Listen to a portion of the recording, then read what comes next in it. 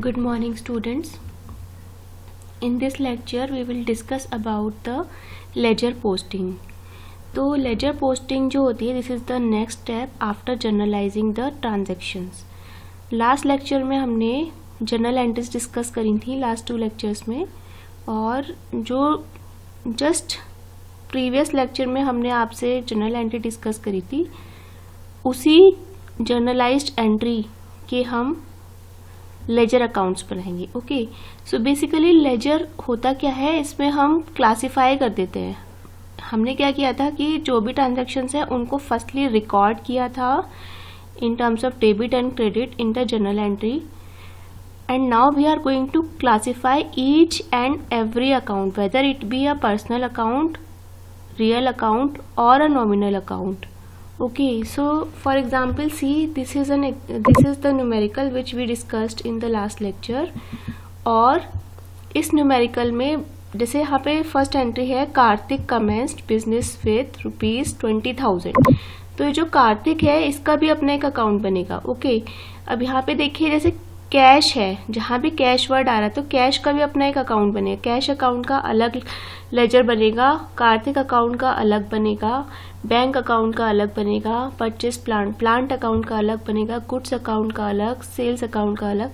इस तरह से जितने भी हेड्स आपको दिख रहे हैं यहाँ पर उन सभी के अकाउंट बन जाएंगे, जिनमें से कुछ पर्सनल अकाउंट्स होंगे, कुछ रियल अकाउंट्स होंगे और कुछ नॉमिनल अकाउंट्स होंगे, और उसी के अकॉर्डिंग हम उसको क्लासिफाई करेंगे. लेकिन यहाँ पे फॉर्मेट चेंज हो जाएगा. जैसा फॉर्मेट अभी तक जनरल एंट्रीज में था वैसा नहीं रह के अब उसका फॉर्मेट थोड़ा डिफरेंट होगा.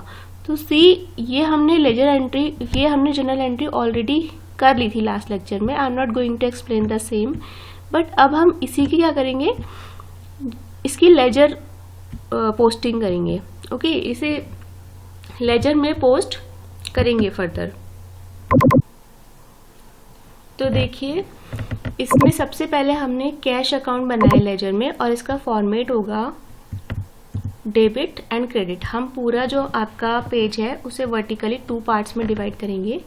एक साइड हो गया आपका डेबिट का कॉलम और दूसरा हो गया क्रेडिट का. फिर जो डेबिट साइड है उसको 4 सब हेड्स में डिवाइड करेंगे.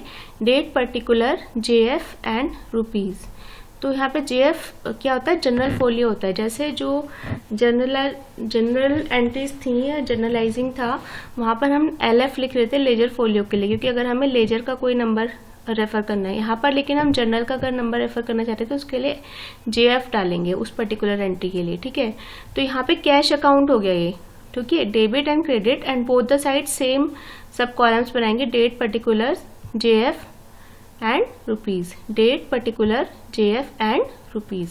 तो देखिए कैश अकाउंट से रिलेटेड जितने भी डेबिट साइड्स हैं उनको हम इधर की आपके डेबिट की साइड में एंटर करेंगे, और जो भी कैश अकाउंट से रिलेटेड क्रेडिट वाले ट्रांजैक्शन है उसके अगेंस्ट वो सारे हम क्रेडिट साइड में लिखेंगे. तो यहाँ पर आप देखिए जर्नल एंट्री करना बहुत ज़रूरी है. अगर मान लीजिए आपका न्यूमेरिकल आता है कि लेजर पोस्टिंग कीजिए उस पर्टिकुलर बिजनेस ट्रांजैक्शन की, तो पहले आपको जर्नल एंट्री बनानी पड़ेगी और उस जर्नल के बेस पे फिर आपको लेजर पोस्टिंग करनी पड़ेगी. तो जर्नल एंट्री तो बनानी है. ठीक है, तो ये हम ऑलरेडी लास्ट लेक्चर में डिस्कस कर चुके थे. देखिए कैश अकाउंट जहाँ जहाँ डेबिट हो रहा है तो उसी साइड में उसे हम डेबिट साइड में लिखेंगे. Cash account debit to Kartik account. तो यहाँ पे कैश अकाउंट वाले में आप सबसे पहले लिखेंगे जून 1 की एंट्री में टू कार्तिक्स कैपिटल अकाउंट. ये देखिए to Kartik's capital account. Okay, और वो अमाउंट यहाँ पर आ जाएगा. अब हमें क्रेडिट साइड में कुछ नहीं करना, क्योंकि क्रेडिट साइड में तो क्या था आपका जो डेबिट साइड में था वो तो कैश अकाउंट था ही, और जो भी इसके अगेंस्ट क्रेडिट साइड की एंट्रीज थी वो हम डेबिट में यहाँ पर उसमें बैलेंस के लिए लिख रहे हैं. ठीक है, उसके बाद देखिए नेक्स्ट एंट्री हम ढूंढेंगे कैश अकाउंट से रिलेटेड कौन सी थी जो कि डेबिट साइड की थी. तो देखिए bank account to cash account, ये तो क्रेडिट वाली एंट्री हो गई है. यहाँ पर कैश क्या हो रहा है, क्रेडिट हो रहा है, इसको नहीं देखेंगे. फिर हम फर्दर मूव ऑन करेंगे. यहाँ पे देखिए अब एंट्री आ रही है जून 8 की, cash account debit to sales account. तो पहले हमने टू कार्तिक अकाउंट लिख लिया था जून 1 का, अब यहाँ पे हम लिखेंगे जून 8 पे टू सेल्स अकाउंट. कितना अमाउंट है 2000, तो उसको हम एज इट इज उतार देंगे टू आगे आपका sales account, okay, to sales account, sales के अगेंस्ट था ना, यहाँ पर टू सेल्स अकाउंट था, ठीक है। और ऐसे ही हम नेक्स्ट एंट्री ढूंढेंगे जहाँ पर कैश अकाउंट डेबिट था, तो वो जून 18 में आ रही है टू बैंक अकाउंट, तो ऐसे टू बैंक अकाउंट कर देंगे जून 18 के लिए। और नीचे देखिए यहाँ पर है आपका जून 28 का, जून 28 में कैश अकाउंट डेबिट टू अनबूज अकाउंट में आ रहा है, तो कैश अकाउंट में 3900 रुपीज़ ये आ जाएगा। इसके बाद कोई भी एंट्री नहीं है जिसमें कि कैश अकाउंट डेबिट था, तो उसको हम एज इट इज लिखेंगे। देखिए टू बैंक अकाउंट डेबिट 2500 ये हमने ढूंढा था, टू अनबूज अकाउंट 3900 ये ढूंढा था, तो ये सारे हम क्या लिखेंगे, डेबिट साइड में लिख लेंगे। अब ऐसे ही हम क्रेडिट साइड वाले देखेंगे जनरल एंट्री में वो पर्टिकुलर ट्रांजेक्शन्स जहां पर कैश अकाउंट क्रेडिट हो रहा था। तो हमेशा क्या होता है कि कैश अकाउंट जो होता है उसके लिए हम टू करके लिखते हैं लेजर में, जो डेबिट साइड है, ओके, और जो क्रेडिट साइड है वहां पर हम बाय करके लिखते हैं, चाहे कोई भी अकाउंट हो, आपका कैश अकाउंट, कोई पर्सनल अकाउंट हो किसी का या नॉमिनल हो। डेबिट साइड में एंट्रीज को हम टू करके फिल करेंगे, ओके, क्रेडिट साइड को बाय करके।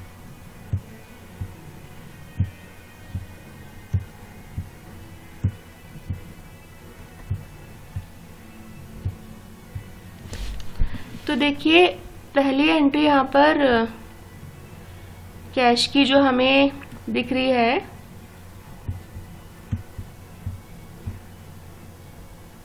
ये देखिए जून 2 की एंट्री है, bank account debit to cash account, तो हम यहाँ पे लिखेंगे बाय बैंक अकाउंट।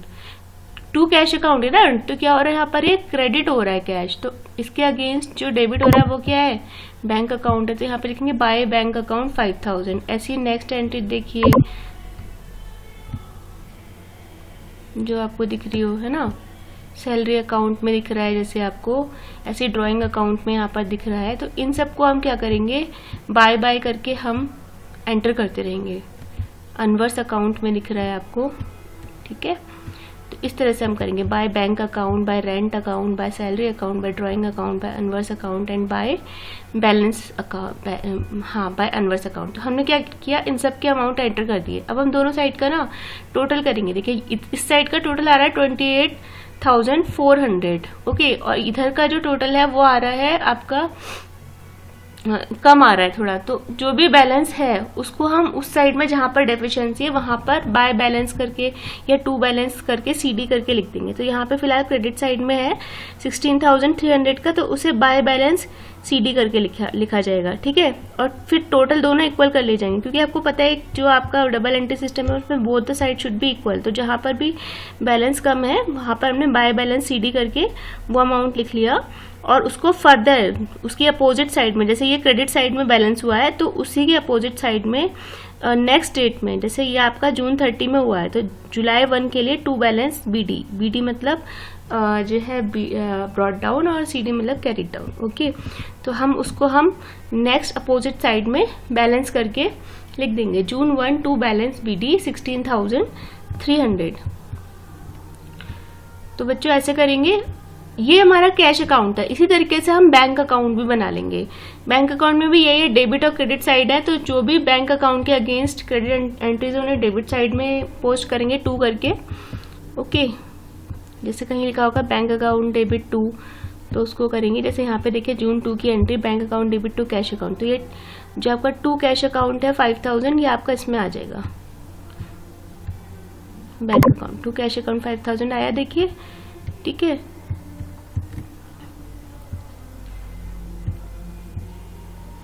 इसके अलावा आप देखिए बाकी जगह बैंक अकाउंट क्या हो रहा है, क्रेडिट हो रहा है, तो उसे क्रेडिट साइड में फिर हम एंटर करेंगे, ठीक है। बैंक अकाउंट क्रेडिट जहां भी हो रहा है, ये देखिए कैश अकाउंट के अगेंस्ट है तो बाय कैश अकाउंट आ जाएगा 2500, बाय सैलरी नहीं, यहाँ पर नहीं आएगा,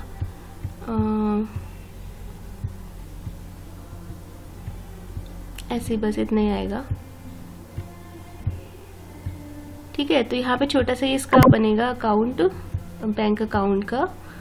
देखिए यहाँ पे आएगा बाय कैश अकाउंट, हाँ फर्नीचर के केस में भी था तो वहाँ पर भी आएगा by cash account 2500 bye furniture account. जैसे फर्नीचर में 27 में इसमें आ रहा है, देखिए यहाँ पे बैंक अकाउंट आ रहा है ना, तो बाय फर्नीचर अकाउंट 1500, और कहीं पे बैंक नहीं आ रहा तो फिर नहीं आएगा। ठीक है,